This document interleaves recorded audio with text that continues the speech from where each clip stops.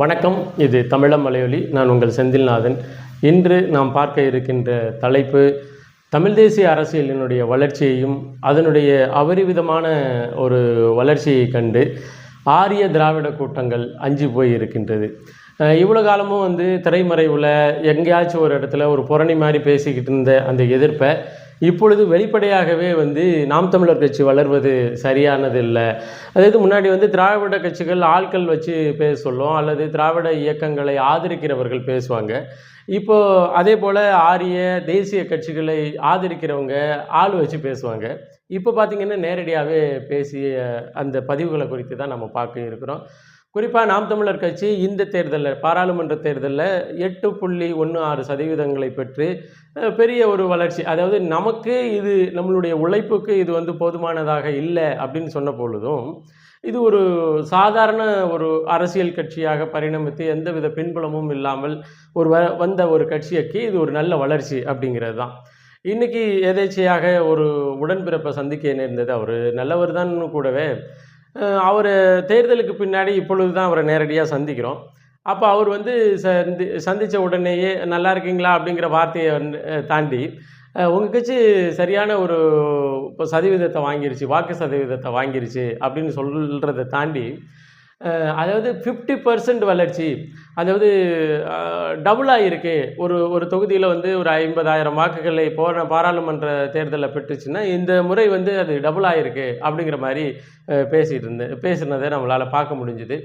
அதன் பிறகு நம்ம இந்த இந்த ஆரிய கட்சிகள் எல்லாம் டெல்லியில் ஒரு முக்கியமான இதில் பேசப்பட்ட செய்திகளாக அங்கங்கே இருக்கின்ற ஊடகவியலாளர்கள் பேசிக்கிட்டது என்னென்னா, நாம் தமிழர் கட்சியினுடைய வளர்ச்சி மிக அபரிவிதமாக இருக்குது, இது எதிர்காலத்தில் எப்படி போக போகுது, என்ன மாதிரி இருக்குது அப்படிங்கிறத டெல்லியினுடைய மேலிடங்கள், அதாவது காங்கிரஸ் கட்சியினுடைய மேலிடமாக இருக்கட்டும், அதே போல் பாரதிய ஜனதா கட்சியினுடைய மேலிடமாக இருக்கட்டும், 2 கட்சியினுடைய மேலிடங்களும் விலாவாரியாக பேசிகிட்டு இருந்திருக்கு. அதனுடைய தொடர்ச்சியாக தான் சிவகங்கையில் நடந்து முடிந்த தேர்தலில் காங்கிரஸ் கட்சி வெற்றி பெற்றது.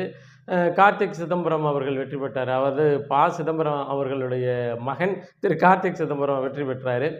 அந்த கட்சியில் தொடர்ந்து என்னென்னா, கார்த்திக் சிதம்பரத்துக்கு மட்டும் சீட்டு கொடுத்துருக்காதீங்கன்னு காங்கிரஸ் கட்சிக்காரங்களே கையெழுத்து போட்டு அனுப்பின பிறகும் காங்கிரஸ் கட்சிக்காரங்களுக்கு இல்லாமல் மேலிடத்தில் நேரடியாக போய் கார்த்திக் சிதம்பரம் சீட்டை வாங்கிட்டு நின்னார். நின்ன பிறகு வென்றார். அது எல்லாமே உங்களுக்கு தெரியும். அதன் பிறகு காங்கிரஸ் கட்சிக்கு வேட்பாளராக நின்ற அவருக்கு வேலை பார்த்தவர்களை கூப்பிட்டு வச்சு ஒரு கலந்தாய்வு மாதிரி போகும் பொழுது, கலந்தாய்வில் சிதம்பரம் அவர்கள் குறிப்பிட்ட செய்தி என்னென்னா, நாம் தமிழர் கட்சி, குறிப்பாக சிவகங்கையில் இருக்கிற நாம் தமிழர் கட்சிக்காரங்கள்ட்ட ரொம்ப ஜாக்கிரதையாக இருக்கணும் அப்படின்னு பேசியிருக்கிறாரு. எதற்காக இந்த ஜாக்கிரதையாக இருக்கணும் அப்படின்னா, தமிழ்நாட்டிலேயே அதிகப்படியான வாக்குகளை நாம் தமிழர் கட்சி சிவகங்கையில் பெற்றிருக்கு. அதனால் சிவகங்கையிலிருந்து தான் முதல் வேட்பாளராக வெற்றி பெறுவாங்களோ என்கின்ற பயம் நமக்கு இருக்குது. அந்த பயத்தின் அடிப்படையில் தான் இதை நான் சொல்கிறேன். காங்கிரஸ் கட்சிக்காரங்க இளையோர்களை, கல்லூரியில் படிக்கின்ற மாணவர்களை நம்ம கட்சி பக்கத்து ஈர்ப்பதற்கான வேலையை செய்யணும் அப்படின்னு சொல்லி கார்த்திக் சிதம்பரம் அவர்கள் வெற்றி பெற்ற பிறகு அந்த வெற்றி பெற்ற பாராட்டு விழாவில், அந்த உள்கட்சி அந்த தொகுதி சார்ந்த மக்களுடைய பாராட்டு விழாவில் பேசியிருக்கிறாரு. குறிப்பாக நன்றி அறிவிப்பு கூட்டம், அதாவது பாராளுமன்ற தேர்தலில் காங்கிரஸ் கட்சிக்காக உழைத்தவர்களுக்கு நன்றி அறிவிப்பு கூட்டத்தில் இதை பேசியிருக்கிறாரு. கூடுதலாக தமிழிசை சவுந்தரராஜன் அவர்கள் சொன்னது மிக முக்கியமானது. இப்போ பார்த்திங்கன்னா ஒரு வீடியோ வைரலாக போயிட்டுருக்கு. தமிழிசை அவர்களை அமித்ஷா கூப்பிட்டு மிரட்டுவதாக ஒரு தோணி. உண்மையிலே என்னென்னா, சொந்த ஊரில் நாட்டாமை பண்ணுறவன் வெளியூரில் போய் அடி வாங்குவாங்கன்னு ஒரு பழமொழி இருக்குது. இங்கே ஊரில் நாட்டாமையாக நான் தான் ஒரு கெத்து, நான் தான் அப்படின்னு சொல்லிட்டு இருக்கிறவன் வெளியூர் போனான்னா மாற்றுன்னு அடி வாங்குவான்னு ஒரு பழமொழி இருக்குது. அந்த பழமொழிக்கு இம்மி பிசகாமல் இன்றைக்கி நடந்திருக்கிறது என்னென்னா, அமித்ஷா கூப்பிட்டு இவங்க தமிழிசை சவுந்தரராஜனை ரொம்ப அந்த ஃபேஸ் ரியாக்ஷனை பார்க்கும் பொழுது மிக கொடூரமாக பேசுகிறாரு. இந்த அம்மா ஏதோ திரும்பி சொல்ல முயற்சி பண்ணுறாங்க. ஆனாலும் அவர் அதை கேட்குற மாதிரி இல்லை, கொடூரமாக பேசிக்கிட்டு இருக்கு, அதாவது கோபமாக பேசிக்கிட்டு இருக்கிற அந்த காட்சியை நம்மளால் பார்க்க முடியுது. அது என்ன பேசுனாங்க என்னென்னு தமிழிசை சவுந்தரராஜன் அவர்களுக்கும் பேசிய அமித்ஷாவுக்கு தான் வெளிச்சம். இங்கே என்னன்னா, நாம் தமிழர் கட்சி ஓரளவு வாக்கு சதவீதத்தை பெற்று இந்த பாராளுமன்ற தேர்தலை தன்னுடைய முடிவுகளை வந்து பதிவு செய்யும் பொழுது, தமிழிசை சவுந்தரராஜன் அவர்கள் ஒரு செய்தியை சொல்லியிருந்தாங்க. அந்த செய்தி என்னன்னா, நாம் தமிழர் கட்சிக்கு வாக்களிப்பது ஆபத்தானது, அபாயகரமானது. இளைஞர்கள் நாம் தமிழர் கட்சியை நோக்கி நகர்வது மிக மிக ஆபத்தானது அப்படின்னு சொல்லி தமிழிசை சவுந்தரராஜன் அவர்கள் தங்களுடைய கருத்தை வெளியிட்டிருந்தாங்க. அதுக்கு என்ன காரண காரியம்னு தமிழிசை சவுந்தரராஜன் அவர்களுடைய பேச்சுக்கெல்லாம் காரண காரியத்தை நம்ம தேட முடியாது. அது மாதிரி அவங்க பேசியிருந்தாங்கங்கிறதோட கடந்து போகணும். இரண்டாவதாக பார்த்தீங்கன்னா, தமிழிசை சவுந்தரராஜன் இங்கே கார்த்திக் சிதம்பரத்தினுடைய தகப்பனார் ப. சிதம்பரம் வந்து சிவகங்கையில் தமிழக காங்கிரஸ் கமிட்டியினுடைய தலைவர் அவர் செல்வ பெருந்தகை வந்து அதாவது காங்கிரஸ் கட்சியினுடைய கூட்டத்தில் நாம் தமிழர் கட்சி வளருவது மிகப்பெரிய ஆபத்தானது, அதனுடைய வளர்ச்சியை நம்ம வந்து உற்று நோக்கணும், இது வளர்ச்சியை விடக்கூடாது அப்படிங்கிற தோரணையில் பேசியிருக்கிறத நம்மளால் கேட்க முடிஞ்சது. இப்போ இதிலெல்லாம் நம்மளுக்கு சொல்லுகின்ற செய்தி அப்படி என்னென்னா, தேசிய கட்சிகள் குறிப்பாக காங்கிரஸும் பாரதிய ஜனதா கட்சியும் தமிழகத்தில் நாம் தமிழர் கட்சி வளருவதை எவ்வளோ பயத்தோடு எதிர்கொள்ளுது அப்படிங்கிறத நம்மளால் பார்க்க முடிகிறது. சரி, தேசிய கட்சிகள் தான் அப்படின்னு சொன்னால், திராவிட கட்சிகள் இன்னும் மோசமாக. ஏன்னா இந்த மண்ணில் நாம் தமிழர் கட்சி மீது ஏவப்படுகின்ற அத்தனை அடக்குமுறைக்கும் வந்து மூல காரணம், மூல உதாரணம் அப்படின்னு சொன்னால் யாருன்னு நம்ம போய் நின்னோம்னா, அது வந்து திராவிட முன்னேற்றக் கழகம்.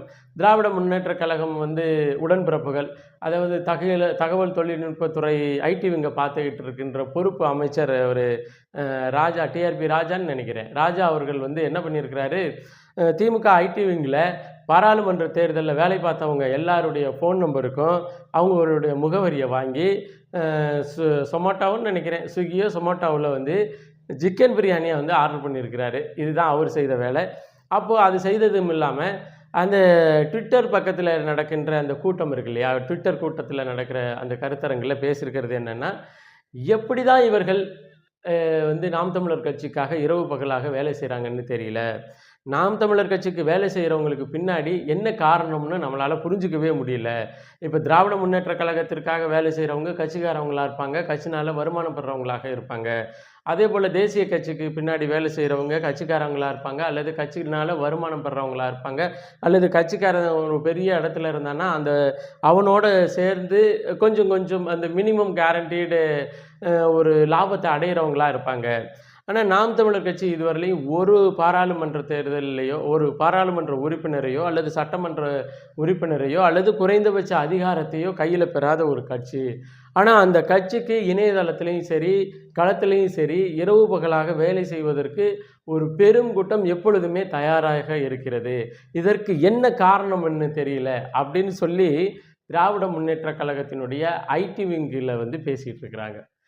இப்போது இது எல்லாமே ஒரு ஒரு கலெக்டிவாக ஒரு எல்லாத்தையும் வந்து ஒரு கலெக்டிவாக நம்ம பார்க்கும் பொழுது, ஆரிய கூட்டமும் திராவிட கூட்டமும் நாம் தமிழர் கட்சியை கண்டு அதனுடைய வளர்ச்சியை கண்டு மிகப்பெரிய அளவில் அச்சத்தில் இருக்கின்றது.